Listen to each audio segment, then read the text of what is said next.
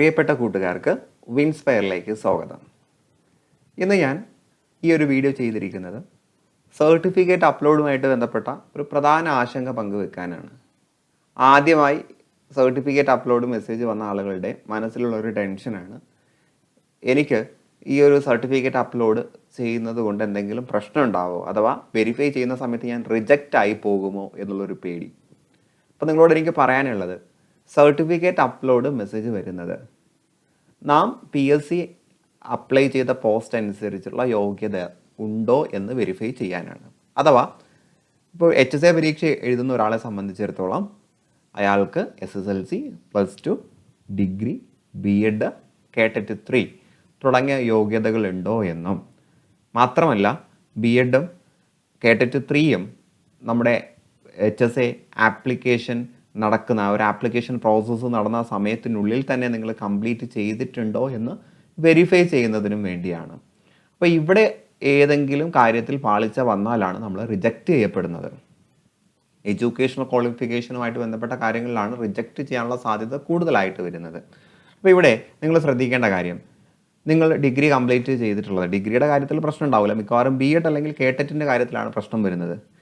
നമ്മുടെ degree complete ആയിട്ടുള്ളത്, degree എന്ന് പറയുമ്പോൾ B.Ed ഡിഗ്രി കംപ്ലീറ്റ് ആയിട്ടുള്ളത്, നമ്മുടെ KTET 3 കംപ്ലീറ്റ് ആയിട്ടുള്ളത്, അല്ലെങ്കിൽ KTET 3യുടെ റിസൾട്ട് പ്രസിദ്ധീകരിച്ചിട്ടുള്ളത്, കൃത്യമായിട്ടും നമ്മുടെ HSA നോട്ടിഫിക്കേഷൻ വന്ന് നോട്ടിഫിക്കേഷൻ പ്രകാരം അപ്ലൈ ചെയ്യാനുള്ള അവസാന ഡേറ്റിന് മുന്നേ തന്നെ നമ്മൾ എല്ലാവിധ യോഗ്യതകളും നേടിയെടുത്തിരിക്കണം.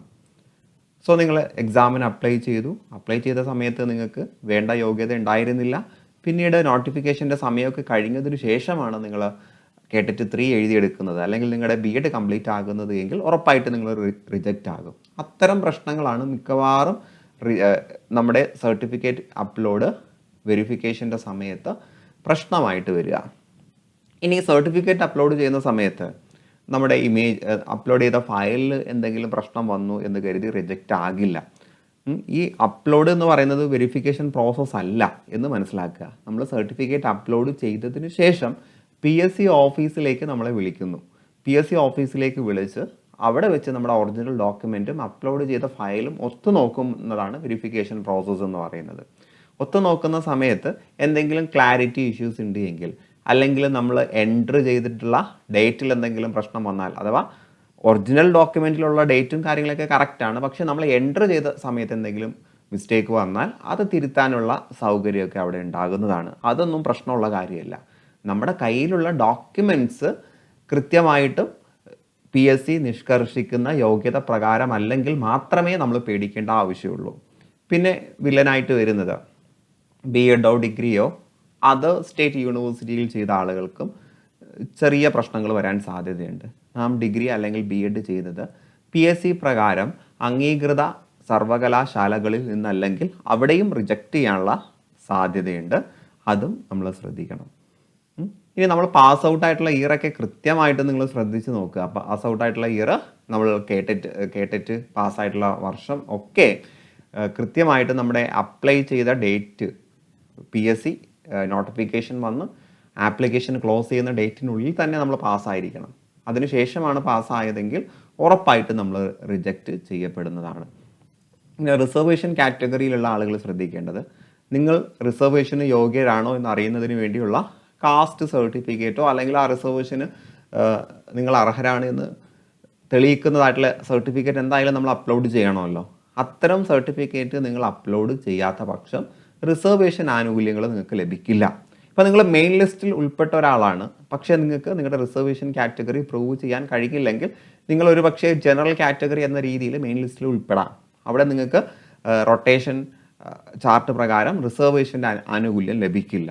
ഇനി നിങ്ങൾ സപ്ലി ലിസ്റ്റിലാണ് ഉൾപ്പെട്ടിട്ടുള്ളത് എങ്കിൽ നിങ്ങൾക്ക് നിങ്ങളുടെ കാസ്റ്റോ അല്ലെങ്കിൽ റിസർവേഷൻ കാറ്റഗറിയോ പ്രൂവ് ചെയ്യാൻ കഴിയില്ലെങ്കിൽ ഉറപ്പായിട്ടും നിങ്ങൾ എന്ത് ചെയ്യും, ലിസ്റ്റിൽ നിന്നും പുറത്താകും കേട്ടോ. സപ്ലിമെൻ്ററി ലിസ്റ്റിൽ ഉൾപ്പെടുന്നത് റിസർവേഷൻ്റെ ആനുകൂല്യ പ്രകാരമാണല്ലോ. അപ്പോൾ അത്തരം കാര്യങ്ങളൊക്കെയാണ് നമുക്ക് പ്രശ്നമായിട്ട് വരുന്നത്. സോ നമ്മുടെ കയ്യിൽ എല്ലാ യോഗ്യതകളുടെയും കൃത്യമായിട്ടുള്ള സർട്ടിഫിക്കറ്റും മറ്റു കാര്യങ്ങളും ഉണ്ട് എങ്കിൽ ഒരു കാരണവശാലും നമ്മൾ റിജക്റ്റ് ചെയ്യില്ല. ഇനി നാം എൻട്രി ചെയ്യുന്ന ഭാഗത്തുള്ള പ്രശ്നങ്ങളൊക്കെ ക്ലിയർ ചെയ്യാനുള്ള ഒരു സൗകര്യവും നമുക്ക് ലഭിക്കുന്നതാണ് എന്ന കാര്യം നിങ്ങൾ ഓർക്കുക. അപ്പോൾ നമ്മൾ സർട്ടിഫിക്കറ്റ് അപ്ലോഡ് ചെയ്യുമ്പോഴും ഡാറ്റാസ് എൻ്റർ ചെയ്യുമ്പോഴും കഴിവിൻ്റെ പരമാവധി കാര്യങ്ങളെല്ലാം കൃത്യതയോടുകൂടി എൻ്റർ ചെയ്യാൻ വേണ്ടി ശ്രമിക്കുക. ദെൻ ഇത് PSC ഓഫീസിൽ പോയി വെരിഫൈ ചെയ്തതിന് ശേഷമാണ് വെരിഫൈഡ് എന്ന് പറയുന്ന ഒരു മാർക്ക്, ഒരു ഗ്രീൻ ടിക്കൊക്കെ നമുക്ക് നമ്മുടെ പ്രൊഫൈലിൽ കിട്ടുന്നത്. വെരിഫൈ ചെയ്തതിന് ശേഷം മാത്രമാണ് OTV സർട്ടിഫിക്കറ്റ് അഥവാ one time verification certificate provide ചെയ്യുന്നത് എന്നത് കൂടി മനസ്സിലാക്കുക. ഓക്കെ ആണെന്ന് കരുതുന്നു. സോ ഇതൊക്കെയാണ് സർട്ടിഫിക്കറ്റ് അപ്ലോഡുമായിട്ട് ബന്ധപ്പെട്ട് എനിക്ക് നിങ്ങളോട് പറയാനുള്ളത്. നിങ്ങളുടെ ആശങ്കകൾ പല കമൻസിലൂടെ കണ്ടതുകൊണ്ടാണ് ഞാൻ ഈ ഒരു ചെറിയ വീഡിയോ ചെയ്തിട്ടുള്ളത്. അപ്പോൾ സർട്ടിഫിക്കറ്റ് അപ്ലോഡ് മെസ്സേജ് വന്ന ആളുകൾ വളരെ കൃത്യമായിട്ടും നിങ്ങളുടെ സർട്ടിഫിക്കറ്റ് അപ്ലോഡ് ചെയ്യാൻ ശ്രമിക്കുക. സർട്ടിഫിക്കറ്റ് അപ്ലോഡ് മെസ്സേജ് വരാത്ത ഒരുപാട് ജില്ലകളുണ്ട്. ക്ഷമാപൂർവ്വം കാത്തിരിക്കുക. നിങ്ങൾ അർഹരാണെങ്കിൽ ഉറപ്പായിട്ട് നിങ്ങൾക്ക് അതിനുള്ള മെസ്സേജ് വന്നിട്ടുണ്ടാകും. നിങ്ങളുടെ കയ്യിലൊരു ജോലി എത്തുന്നത് വരെ, സെക്യൂർ ആകുന്നത് വരെ ശ്രമം തുടർന്നുകൊണ്ടേയിരിക്കുക. ഞാൻ നന്നായിട്ട് പഠിച്ചു, എനിക്ക് ലിസ്റ്റിൽ ഉൾപ്പെടാൻ കഴിഞ്ഞില്ല എന്നൊരു സങ്കടം നമ്മുടെ തുടർ പ്രവർത്തനങ്ങളെ ബാധിക്കരുത്. നമ്മൾ നിരന്തരം പരിശ്രമിച്ചു കൊണ്ടിരിക്കുക. കഠിന പരിശ്രമങ്ങൾക്ക് ഉറപ്പായിട്ടും ഒരു റിസൾട്ട് ഉണ്ടാകും എന്ന് തന്നെ നമുക്ക് പ്രതീക്ഷിക്കാം. സോ ഡിയേഴ്സ്, ഏവർക്കും എല്ലാവിധ വിജയ ആശംസകളും നേർന്നുകൊണ്ട് ഞാൻ നിർത്തുന്നു. Wish you good luck and good bye.